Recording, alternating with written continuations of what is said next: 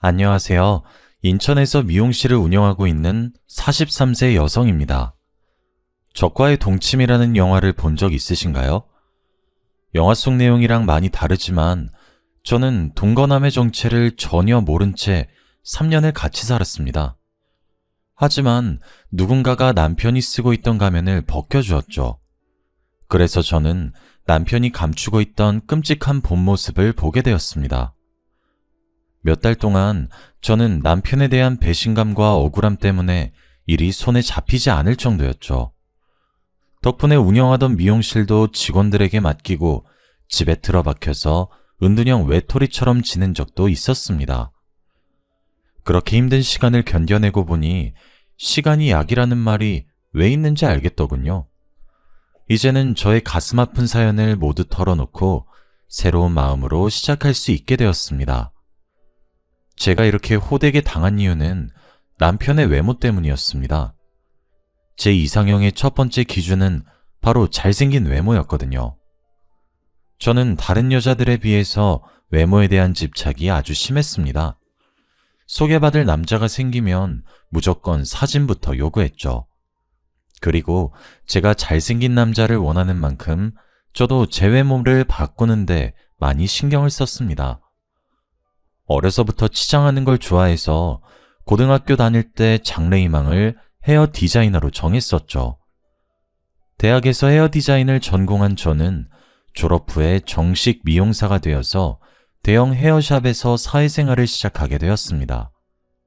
제가 다닌 샵은 유명 연예인이나 배우들도 많이 찾아오는 제법 이름이 알려진 헤어샵이었습니다. 그만큼 들어가기 힘든 곳이었는데 먼저 일하고 있던 대학 선배 언니가 원장님에게 말해서 취직하게 되었는데요. 첫 직장이고 절 추천해준 선배 언니가 있으니 누구보다 열심히 일을 했습니다. 그 당시에는 막내였기 때문에 가장 먼저 출근해서 청소를 하고 장비들을 세팅해서 손님을 맞을 준비를 해놨습니다. 나중에는 원장님도 열심히 하는 저를 인정해 주시더라고요. 시간이 지날수록 어려운 기술들을 제게 전수해 주셨어요. 1년이 지났을 때쯤에는 남자 모델의 전속 디자이너로 배정받기도 하였습니다. 제법 잘 나가는 모델이어서 만나기도 전에 설렜었죠. 실제로 보니 생각보다 키도 컸고 얼굴도 잘생겨서 깜짝 놀랐습니다. 하지만 티내지 않으려고 노력했죠. 헤어스타일을 만지려고 그 어떤 스태프보다 가까이 가다 보니 제 치장에 더 신경을 쓰게 되었습니다. 처음으로 그 남자 모델을 수연 씨라고 부르며 남몰래 가슴 떨려 했던 것도 기억납니다. 나이가 어려서일까요? 제가 수연 씨를 좋아한다는 사실을 다른 남자 모델이 알게 되었습니다. 그 동료 모델이 제가 수연 씨를 좋아하는 것 같다고 말했나 보죠. 어느 날 수연 씨가 제게 부담 없이 친구처럼 지내보자는 말을 건넸습니다. 저는 당연히 고백받았다고 생각했죠. 요즘 흔히들 말하는 썸이라고 생각하고 시간이 날 때마다 밥을 먹고 차를 마셨습니다. 수연 씨가 출연하는 패션쇼도 가게 되었는데요. 제 예상대로 수연 씨도 자기 동료들에게 저를 여자친구라고 소개하더라고요. 그런데 미용실에서 같이 일하는 언니들이 수연 씨 이야기를 하며 걱정하였습니다. 너 이수연 만나고 있다는 소문이 돌던데 사실이야? 이수연 그 사람 바람피다 걸려서 난리 난 거 모르고 있었어? 네? 그게 무슨 말씀이세요? 수연 씨가 바람이라뇨. 제가 화들짝 놀라 어디서 들은 소문이냐고 따지니까 수연 씨가 만나고 있는 여자들이 여러 명 있다고 하더군요. 옛날부터 인기가 많은 모델이라서 주위에 여자가 많아서 트러블이 많았다고 해요. 하지만 저는 그 소문을 믿지 않았죠. 잘생긴 외모 때문에 사람들이 오해를 하는 거라고 생각했어요. 그만큼 수연 씨가 저한테 잘해주고 주변 사람들한테 여자친구라고 소개해줘서 믿었거든요. 그래서 제가 언니들 앞에서 수연 씨를 감쌌어요. 언니가 직접 본 것도 아닌데 그런 말 하지 마. 수연 씨가 나 몰래 그런 적도 없고 나한테 애매하게 군 적도 없어. 걱정돼서 하는 말이라는 거 알지만 다른 사람한테 그렇게 말 안 했으면 좋겠어. 그런 소문을 한두 번 들은 게 아니니까 그렇지. 그래, 내가 괜히 참견했다. 내가 한 말 신경 쓰지 마. 나도 갑자기 이런 말해서 미안해. 저는 언니가 사과해서 넘어가 주었죠. 그 당시에는 수연 씨에 대해 나쁜 소문을 퍼뜨리는 사람들이 괘씸하다고 생각했습니다. 지금 생각해보니까 주위 사람들이 저희들의 연애를 불안한 눈빛으로 지켜봤던 거군요. 저는 그것도 모르고 6개월 뒤에 수연 씨랑 동거를 시작했습니다.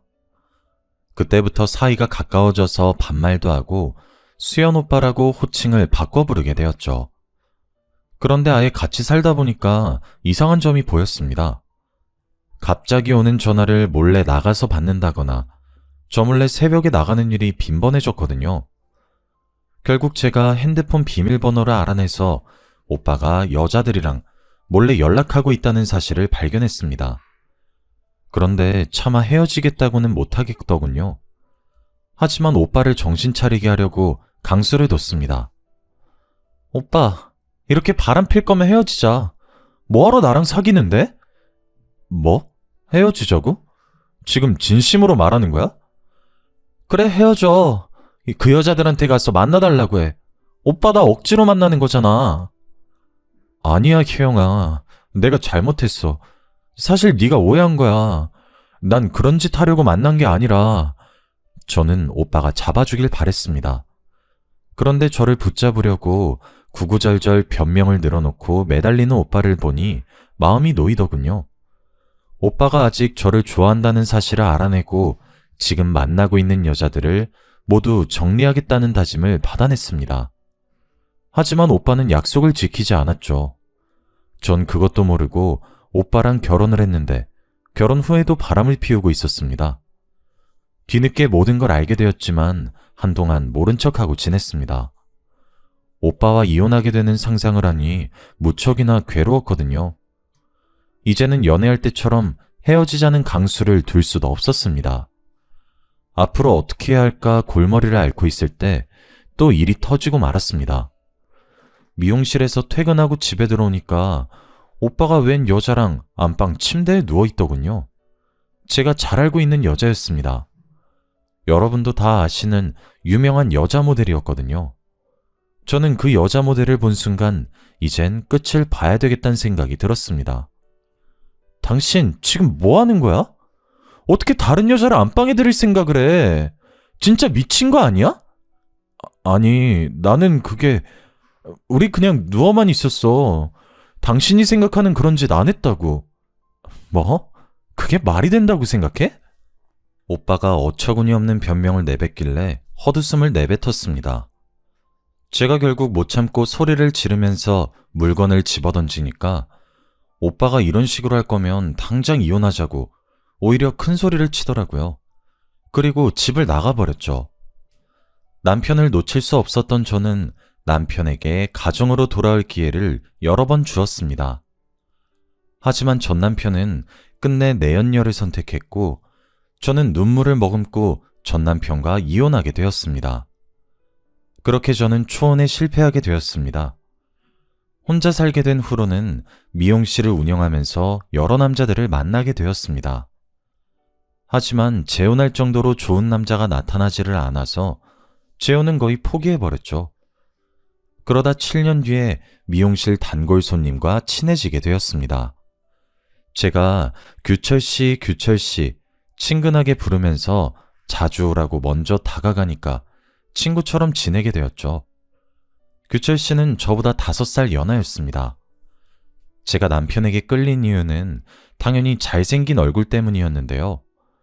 규철씨랑 사이가 급격하게 가까워지니까 이번에도 주위 사람들이 저를 말리기 시작했습니다.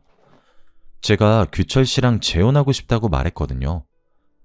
저희 엄마도 미용실까지 찾아오며 지금 결혼하지 말고 조금 더 만나보라고 재혼을 뜯어말린 적도 있었죠. 지금 결혼은 안 된다. 사귄 지 얼마나 됐다고 그래? 1년, 아니 2년만 더 만나봐. 사람은 오래 봐야 알 수 있어. 엄마, 오래 봐도 모르는 게 사람이야. 이번엔 내가 다 봤다니까? 여자 관계도 깨끗한 사람이야. 너 그놈 잘생겨서 그러는 거지? 남자든 여자든 얼굴 반반한 것들은 인물값 하는 법이야. 이왕 재혼할 거면 조건 좋고 푸근하게 생긴 사람한테 가야지. 남편 얼굴 뜯어먹고 살 거 아니니까 다시 생각해봐. 푸근하게 생긴 사람은 바람 안 펴? 규철 씨가 잘생겨서 엄마가 오해하는 거야. 엄마보다 내가 더 잘하니까 걱정하지 말고 가만히 있어.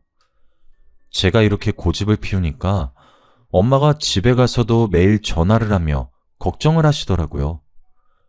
물론 저도 재혼하다가 또 이혼하게 될까봐 걱정됐지만 남편은 절대 이혼할 일이 없을 거라고 했습니다.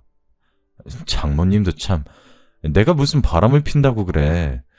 내가 그동안 만난 여자도 4명밖에 없어. 가볍게 만난 적 한 번도 없는데 왜 그렇게 말씀하시나 몰라?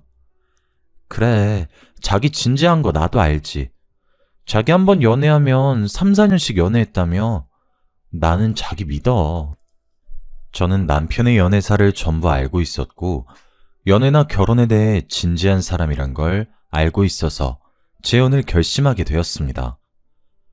그런데 남편이 결혼하기 전에 조건을 들어달라고 하더군요. 동거부터 시작했으면 좋겠다는 겁니다.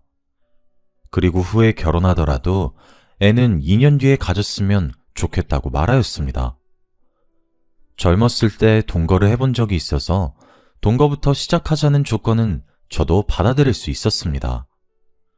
남편에게 동거하고 싶어 하는 이유를 물어보니 저랑 같더군요. 같이 살다 보면 서로에 대해 몰랐던 걸 알게 되고 아무리 맞춰봐도 안 맞는 경우가 있으니 같이 살고 싶다는 것이었습니다. 동거하고 싶어 하는 이유가 납득이 돼서 오케이 했지만 두 번째 조건은 납득이 되지 않았어요. 그래, 결혼 전에 동거는 할 수 있어. 그런데 애는 2년 뒤에 가지고 싶은 거야? 여보, 내 나이를 생각해야지. 내일 모레면 40이야. 지금 당장 임신해도 노산인데 2년 뒤는 조금 아닌 것 같아. 그건 나도 알아. 그런데 무턱대고 애부터 만드는 건 부담스러워. 내가 모아둔 돈이 많은 것도 아니고 마음의 준비도 안 됐는데. 게다가 당신이랑 신혼도 즐기고 싶단 말이야. 그러니까 2년 뒤에 이세 계획 세워보자. 다른 이유는 몰라도 저랑 신혼을 즐기고 싶다는 말을 하니 설레더군요. 남편은 저랑 다르게 초혼이니까 그런 거라고 생각했습니다. 하지만 2년은 너무 긴 기간이었습니다. 그러다 이세를 가지지 못하게 될까봐 남편을 계속해서 설득했어요. 하지만 남편이 저랑 보내는 신혼기간이 너무 즐거워서 이세가 생기면 질투가 날 것 같다고 하니 더 이상 임신 계획을 세우자는 말을 못하겠더라고요. 그만큼 저희 남편은 다정한 사람이었습니다. 틈만 나면 다른 여자들에게 눈 돌리는 전 남편과는 너무나도 달랐죠. 회사와 집만 오가는 남자라서 다른 여자랑 지내는 꼴을 못 봤습니다. 주말이 되면 하루 종일 저랑 시간을 보냈고 요리도 잘해서 주말에는 남편이 집안일은 물론이고 식사 준비까지 챙겨주었습니다. 이렇게 가정적인 남편 덕분에 저의 재혼은 누구보다 행복했는데요. 그런데 몇 달 뒤에 남편이 갑자기 회사를 그만뒀다고 하더라고요. 뭐? 갑자기 회사를 그만둬? 나한테 그만둔다는 말 없었잖아. 아무리 생각해봐도 지금 회사는 아닌 것 같아서. 복지도 너무 안 좋고 승진도 안 되는데 계속 다녀봐야 미래가 없을 것 같아서 그만뒀어. 그럼 좀 쉬다가 취직 준비하려고? 취직은 안 할 거야. 사업을 할까 하는데. 오래전부터 구상해둔 일이 있으니까 당신은 걱정하지 마. 뭐? 사업? 갑자기 무슨 바람이 불어서 사업을 하겠다는 거야? 제가 깜짝 놀라 어떤 사업을 할 거냐, 구체적인 사업 구상을 알려달라고 물어보았지만 정말 대책 없어 보였습니다. 그냥 하나씩 알아보고 있다며 영업을 위한 새 차를 사달라고 졸라댔습니다. 당연히 제가 안 된다고 하니까 아이처럼 떼를 쓰더군요. 당신도 사람들 많이 만나봐서 알고 있잖아. 요즘은 겉모습이 중요하다니까? 사업하려면 지금 차 가지고 안 돼. 아우디를 타고 다녀야 사람들이 나랑 말이라도 섞어주지. 나한테 투자한다 생각하고 차 한 대만 뽑아줘. 저는 안 사주려고 했는데 남편의 허름한 차를 보니 마음이 불편해지더라고요. 자기가 이런 차를 끌고 다녀서 무시를 당했다는 말을 듣고 차를 사줄 수밖에 없었습니다. 제가 없는 돈을 억지로 끌어써서 무리한 것도 아니었으니까요. 남편에게 비싼 차 하나 사줄 수 있는 여유는 있었습니다. 사업을 시작했다는 남편이 제가 사준 벤을 끌고 다니더니 어떤 사업을 하는지는 전혀 말해주지 않았습니다. 그 뒤로 집에도 잘 들어오지 않았죠. 그래서 남편이 돌아올 때까지 기다리고 있다가 현관문 앞에서부터 남편을 졸졸 따라다니며 물었습니다. 여보, 왜 이제 들어와? 사업은 어떻게 돼가고 있는 거야? 그리고 어떤 사업하고 있는지 말 안 해줄 거야? 피곤하게 왜 이래. 일하다가 들어온 사람한테 너무한 거 아니야?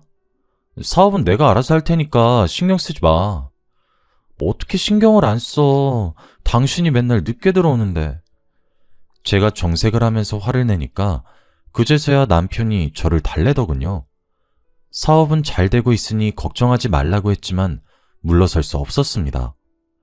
끝까지 포기하지 않고 화를 내니 남편도 목소리가 커지기 시작했습니다. 진짜. 나한테 도대체 왜 이러는데? 내가 몇 번이나 말했잖아. 내 일은 내가 알아서 한다고. 내가 당신한테 미용실 손님 몇 명이나 왔는지, 오늘은 얼마나 벌었는지 물은 적 있어? 근데 왜 나한테 묻는 건데? 내가 그렇게 못 믿어? 남편이 이렇게 물으니까 순간 미안해지더군요. 그래서 제가 그 뒤로 아무 말도 안 하니까 남편이 집에 들어오는 날이 줄어들었습니다. 거의 주말 부부 같은 생활을 하게 되었죠. 남편이 그러니까 날이 갈수록 초조해지더라고요. 재혼한 지 1년이 넘어가는데 남편이 관계를 가질 때마다 항상 피임을 했습니다. 제가 애를 가지자고 보챌 때마다 남편은 자기가 하는 사업이 자리를 잡을 때까지 조금만 더 기다려달라는 말만 하였습니다.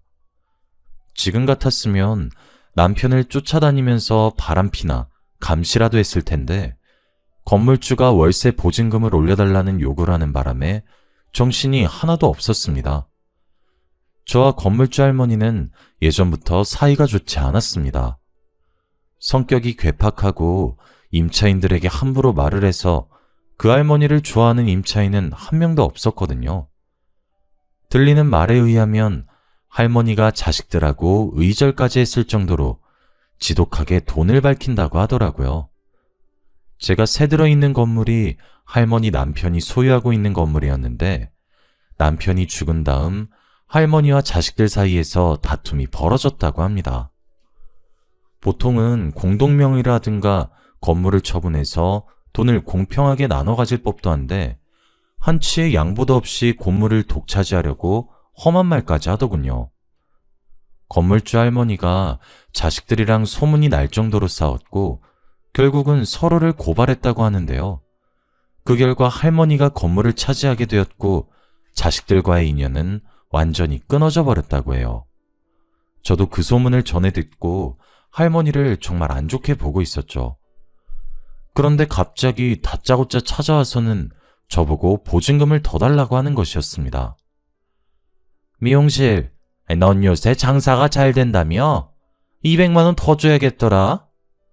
네? 할머니, 갑자기 무슨 말씀이세요? 저 요즘 장사 안 돼요. 누가 장사 잘 된다고 했는데요? 그리고 장사 잘 된다고 보증금 올리는 사람이 어디 있어요? 어디 있긴 여기 있지. 요즘 유명한 맛집들도 월세 다 올린다는 소리 못 들었어? 그럼 장사 잘 안 되면 보증금 깎아주시나요? 월세라도 덜 받으실 거예요? 다른 사람이 이런 소리를 했다면 좋게 넘어갔을 테지만 제가 그동안 쌓인 게 있어서 말투가 험악해지고 있었습니다. 할머니가 임차인들을 늘 무시하며 가게 이름으로 불렀거든요. 저는 미용실이라고 불렀고 야채 가게 하는 사람을 야채라고 불렀습니다. 제 가게에 수시로 찾아와서 잔소리하는 건 기본이었습니다. 손님이 있는데도 물을 많이 쓴다느니, 밤에 전기를 켜놓고 간다느니 별 영양가 없는 잔소리로 수치심을 주었죠. 점점 치솟는 물가 때문에 보증금을 올려받는다고 하면 모를까. 예고도 없이 들이닥쳐서 장사가 잘 되니 돈을 내놓으라고 하니까 괘씸하더라고요. 그래서 바로 선전포고를 하고 말았습니다. 장사가 잘 된다고 보증금 올려받으실 거면 제가 나갈게요. 끝까지 이러실 거면 제가 나간다고요. 그래? 나가는 건 네 마음이지만 보증금은 당장 못 주니까 알아서 해라. 네? 그게 무슨 말이에요? 계약도 거의 끝났고 제가 나가겠다고 하는데 보증금은 당연히 돌려줘야죠. 2년이 어디서 눈을 부릅뜨고 대들어. 보증금 받고 싶으면 고발하든지 마음대로 해. 제가 갑자기 나가겠다고 하니까 화가 났는지 배짱을 부리시더라고요. 고작 몇백만 원 더 받으려다가 세입자가 나가게 됐으니 짜증이 많이 나셨나 봅니다. 저한테 욕을 하면서 난리를 피우시길래 저도 할머니를 내쫓으면서 소리쳤죠. 알겠어요. 고발할 테니까 나가시라고요. 저도 많이 참았는데 끝까지 이런 식으로 나오면 저도 고발할 수밖에 없죠. 그래 해라. 누가 겁낼 줄 알아? 어린 년이 겁도 없이 감히 누구한테 대들어? 결국 제 손에 내쫓긴 할머니께서 욕을 하시면서 가버리셨습니다. 저는 모아둔 돈도 있으니 적당한 상가가 있는지 둘러보려고 했습니다. 더 이상 할머니를 마주치고 싶지 않다는 생각에 바로 미용실을 옮기려고 했습니다. 단골들에게 미용실을 옮긴다는 말도 해두며 상가 자리를 알아보다가 새로 지은 아파트 단지를 만나게 되었습니다. 아파트 안에 들어선 상가가 미용실하기에 딱 좋아 보이더라고요. 며칠 뒤에 저는 부동산을 찾아가서 상가 건물주를 만나게 되었죠. 건물주분께서 정말 친절하고 성격 좋아 보였습니다. 그전 건물주였던 악질 할머니와는 차원이 다르더라고요. 건물주분이랑 금세 친해져서 자기가 가진 건물이 남편이 남긴 유산이라는 사실도 알게 되었습니다. 저는 혼자서 여기까지 버티신 게 대단하다고 치켜세우며 남편 뒷담을 늘어놓았습니다. 남편이 사업한다며 집에 들어오지도 않아서 없는 거나 다름없다고 말하다가 미용실 앞에 붙여둘 현수막 업체도 추천하게 되었죠. 이 동네 사람들이 현수막을 보고 옮긴 미용실로 와주길 바랬는데 저렴하면서 친절한 업체를 만나게 되어서 다행이었습니다. 그래서 제가 그 업체까지 만나고 오니 웬일로 집에 남편이 있더군요. 제가 새로 지은 신축 상가에 미용실을 오픈할 계획이라고 하니 남편이 화를 버럭 내었습니다. 뭐? 신축 상가? 당신은 왜 나한테 말도 없이 미용실 옮긴 거야? 당신은 말한 적 있어? 내가 무슨 사업하고 있냐고 물어봐도 말 안 해줬잖아. 아니, 이건 다른 차원의 문제야. 이렇게 중요한 문제를 남편한테 말도 안 하고 결정하는 게 어디 있어? 저는 남편을 이해할 수 없었습니다.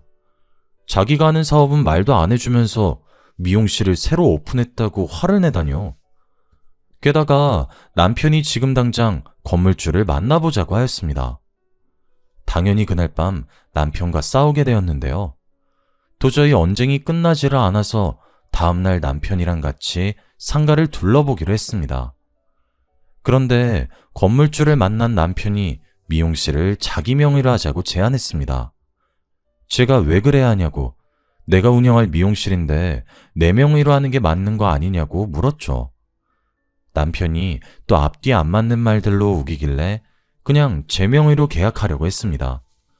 그랬더니 제 손을 막아서더니 목소리를 높이더라고요.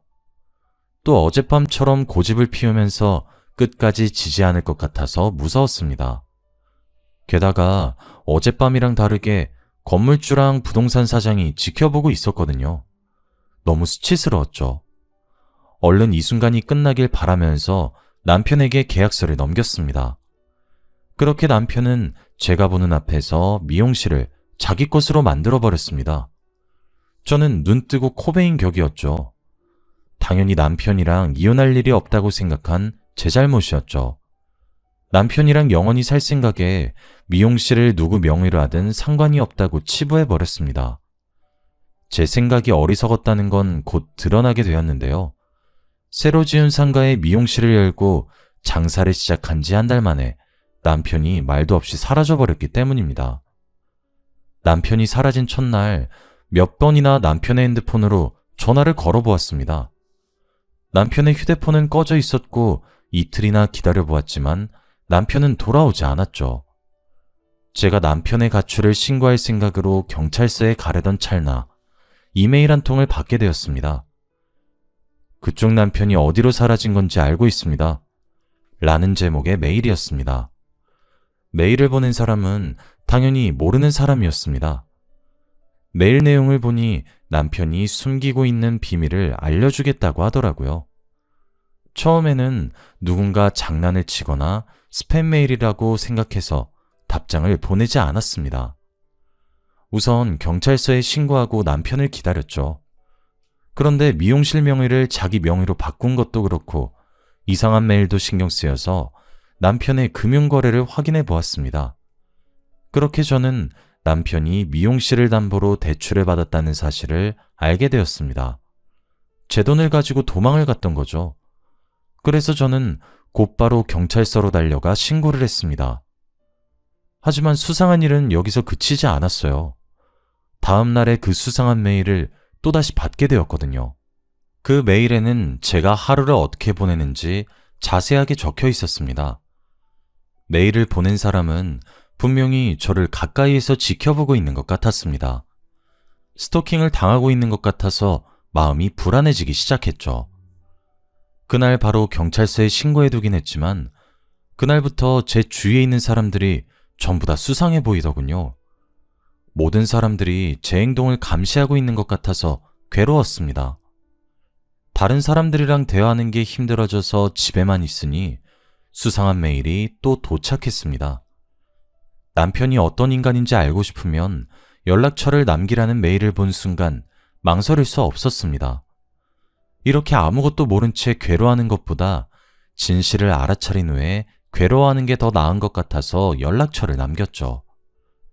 며칠 후에 낯선 번호로 전화가 걸려왔습니다.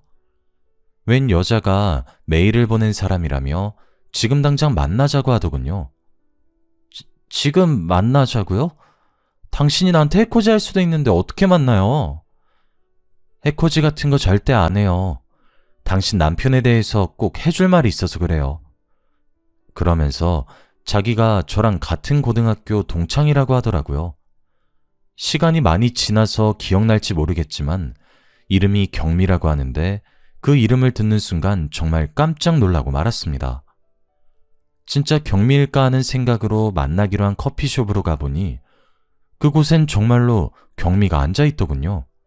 순간 심장이 멎어버리는 줄 알았습니다. 정말 오랜만이다. 이렇게 다시 만나게 되리라고는 생각도 못했는데 세상엔 참 희한한 일이 많은 것 같아. 희한한 일이라니? 너 설마 내 남편이랑 만났던 사이는 아니지? 왜? 그래 보여?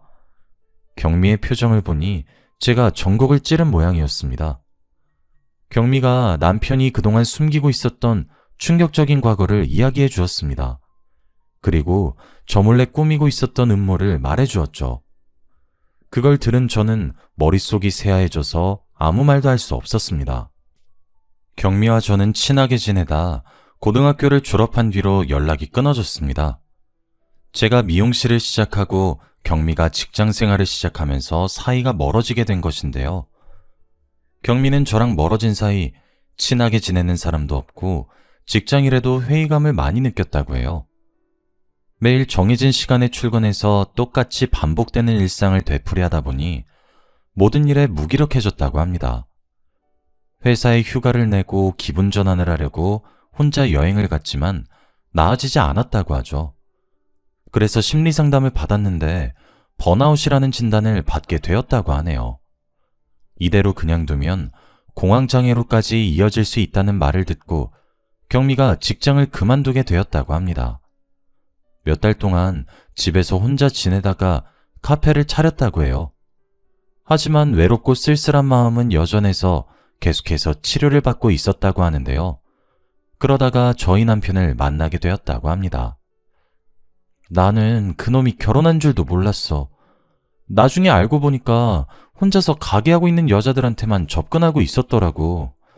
너한테도 똑같은 수법으로 접근했던 거야. 남편은 몇 달 동안 하루도 빠짐없이 카페에 출근 도장을 찍었다고 합니다. 경미가 마음의 문을 연 것 같으니까 나중에는 약혼 프로포즈까지 했다고 하더군요. 남편이 경미를 꼬신 레퍼토리를 들어보니 제가 당한 것과 똑같아 보였습니다. 뭐? 그 자식이 돈 거 먼저 하고 애는 나중에 가지자고 했다고? 그래, 너랑 나한테만 이런 게 아닌 것 같아. 다른 여자들이 더 있을 수 있어. 경미한테도 동거하자고 접근해놓고 막상 같이 살게 되니 1년 만에 본색을 드러냈다고 합니다. 사업을 핑계로 돈을 요구한 것이죠. 여보, 내가 이번에 사업을 해보려고 하는데 착수금 좀 빌려줄 수 있어? 갑자기 사업? 무슨 사업 할 건데? 그건 지금 당장 말하기 좀 그래. 내가 자리 잡으면 말해줄게. 아니, 무슨 사업을 할 건지 말해줘야 내가 돈을 빌려주던가 하지. 아니야, 내가 다른 애한테 빌려볼게. 그냥 말해달라니까? 됐다. 얼마나 필요한데? 나중에 말해주긴 할 거지? 당연하지. 내가 성공하면 배로 돌려줄게. 1억이면 될 것 같은데 당신 카페를 담보로 대출을 좀 받으면 어떨까? 남편이 사업 이야기를 그때 한 번만 꺼낸 것이 아니라 빌려줄 수밖에 없었다고 합니다. 어느 날 남편이 술에 취해서 내가 사업 좀 해봐겠다는데 야박하게 거절만 하냐고 눈물을 터뜨리는 바람에 돈을 줄 수밖에 없었다고 하더라고요. 경미는 그날 밤 남편이 서럽게 울며 우리 와이프 호강시켜주고 싶다고 우는데 마음이 안 좋았다고 해요. 정신과 약도 먹고 있고 몸도 안 좋은데 일까지 하게 해서 미안하다고 매달리는 모습이 계속 생각나서 경미가 대출까지 받아서 돈을 빌려주었다고 하는데요. 결국 남편은 경미가 주는 돈을 받고 감쪽같이 사라져버렸다고 해요. 저는 그 이야기를 듣고 어이가 없어서 헛웃음만 나왔습니다. 처음부터 그놈이 노렸던 건 제 돈이었더라고요. 그래서 미용실을 옮긴다고 하니까 평소랑 다른 반응을 보였던 거죠. 그놈의 머릿속에는 미용실을 자기 것으로 만들어서 돈을 땡긴 다음 도망갈 생각이었던 겁니다. 만약에 미용실을 옮기지 않았더라면 그놈은 다른 핑계를 대서 돈을 뜯어내고 도망을 갔을 겁니다. 남편이 도망간 다음에 경미는 행방을 수소문하다가 포기해버렸다고 하는데요. 경찰에 신고해보았지만 남자라는 이유로 행방불명 신고도 받아주지 않았다고 합니다. 단순 가출이나 바람을 피러 나간 거 아니냐고 따지길래 기분이 나빠 그냥 집으로 와버렸다고 하죠. 그런데 카페 단골 손님 중 한 명이 남편을 인천에서 봤다고 했습니다. 인천에 출장을 왔다가 제가 사는 동네 근처를 들린 사람이 남편의 얼굴을 정확하게 기억해냈습니다. 경미와 친했던 단골 손님이 남편이 행방불명된 사실을 알고 얼굴을 기억해두고 있었다고 합니다. 저희 남편이 잘생긴 얼굴 때문에 눈에 띄어서 다행이었죠. 경미가 그 사실을 전해 듣고 남편과 단판을 지으려고 인천으로 내려왔습니다. 그러다 남편이 저랑 동거를 하고 있다는 사실을 알게 됐는데요. 경미가 근처에 원룸까지 구해놓고 한 달 동안 저랑 남편을 지켜보았다고 합니다. 그러다 남편이 도망가 버리자 제게 메일을 보냈던 겁니다. 나는 그 자식이 이렇게 빨리 도망갈 줄 몰랐어. 이번엔 잡을 줄 알았는데 한 발 늦어버려서. 마음 같아서는 제 집에 들이닥쳐서 그놈을 요절내버리고 싶었다고 해요.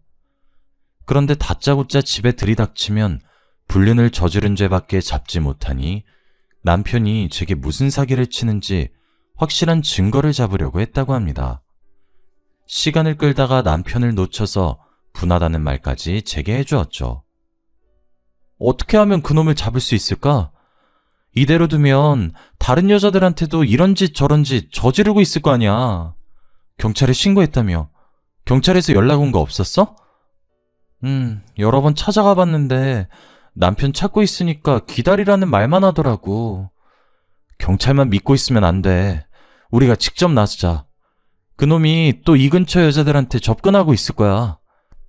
경미는 경찰들이 사람이 사라졌어도 남자라고 찾지도 않는 마당에 이런 사건도 신경 쓰지 않을 거라고 했어요. 워낙 강력범죄가 많은 상황이라 마누라 돈을 가지고 잠적해버린 일은 사건 축에도 끼지 못할 거라고 하네요. 믿었던 남편에게 보기 좋게 뒤통수를 맞고 배신을 당했다는 사실에 그놈을 찾아내서 요절을 내줘야겠다고 생각했습니다. 경미도 저와 같은 생각인지 머리를 맞대고 의논하자고 했죠. 그러다 사람을 찾아주는 전문가에게 의뢰하기로 결정했습니다. 비용은 경미와 제가 반반씩 부담하기로 했는데요. 역시 이런 일은 경찰보다 흥신소 직원들이 전문가였습니다. 일주일 만에 남편이 어디에서 뭐라고 사는지 주소와 사진들을 보내주더군요. 남편이 경기도에서 다른 내연녀와 애까지 낳아서 잘 살고 있다는 사실에 분노가 치솟았습니다. 남편이 사업을 하고 있다는 말들은 전부 거짓말이었습니다. 저와 동거를 하면서 출장을 핑계로 내연녀와 지냈던 거죠. 내연녀와 장을 보러 가는지 애를 안은 채 활짝 웃고 있는 모습을 보니 심장이 쿵쾅쿵쾅 뛰기 시작했습니다. 그런데 남편의 내연녀 얼굴이 왠지 모르게 익숙해 보이더군요. 분명히 어디선가 봤는데 어디서 봤는지 기억이 나지 않았습니다. 경미는 분에 이기지 못하고 소리를 지르면서 이것들을 가만두지 않겠다고 길길이 날뛰고 있었죠. 저는 남편 예언녀가 누군지 생각이 날 것 같아서 사심만 뚫어져라 쳐다보고 있었습니다. 그랬더니 경미가 제 팔을 잡고 일으켜 세우더군요. 우리한테서 뜯어낸 돈으로 애 키우고 있었던 거야? 이런 미친 자식. 혜영아, 당장 이것들 깜빵에 넣어주자. 뭐해? 지금 당장 일어나서 잡으러 가야지. 그때 갑자기 그녀가 누군지 떠올라 고개를 번쩍 들어 올렸습니다. 이 사람, 그 사람 아니야? 김땡땡, 너도 알잖아. 우리나라에서 제일 유명한 모델. 내연녀의 정체는 바로 우리나라에서 유명한 모델인 김땡땡이었습니다. 제가 잡지 촬영차 출장을 갔을 때 만난 적 있는 모델이기도 했죠.